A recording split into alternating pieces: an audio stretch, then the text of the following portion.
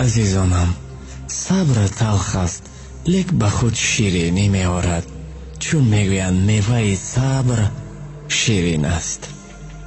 یک مرد و زن دو پسر داشتند.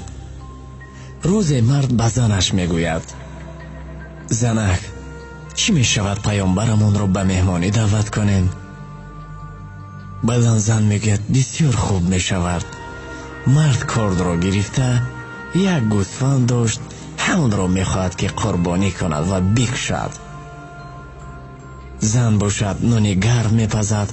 هنگامی که رسول خدا با صحابه هایشان در راه بودند، مرد گوسفند را میکشد. بعد هر دو پسرش میبینند که پدرشان چگونه گوسفند را میکشد. یکی خردی بود و دیگری کلانی. هر دو پسرها بالای بام برآمده کلانی خردیش را با کارد سرش را میبرد. این کاری آنها را پدر و مادرشان دیده داد و فیغان میکنند. پسری کلانی از ترس خودش را از بالای بام به پایان میپرتاید و خلاص هر دو پسر از عالم میگذرند.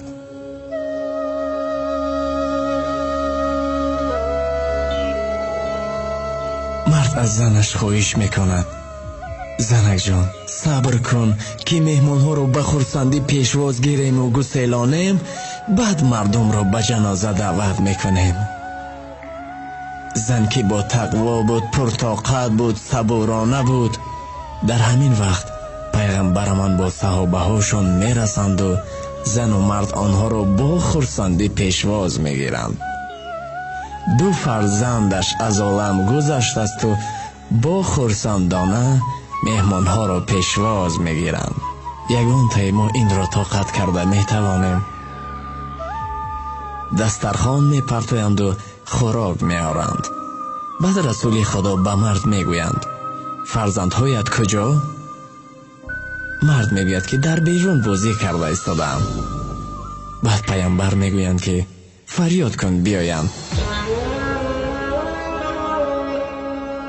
مرد هیچ چیز نمیگوید، باز خواهش میکند: فریاد کن. مرد چیزی نگفته فریاد میکند، اما هیچ صدا نبود. دوبار فریاد میکند.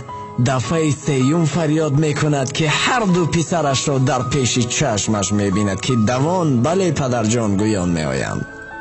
حیران میشود. پیامبر خدا میگویند: ای مرد، ما در راه بودیم که خبری مرگ فرزندان تو را فهمیده بودیم. این با صبر تو و همسرت که خداوند دید، از نو به شما فرزندهایتان را داد.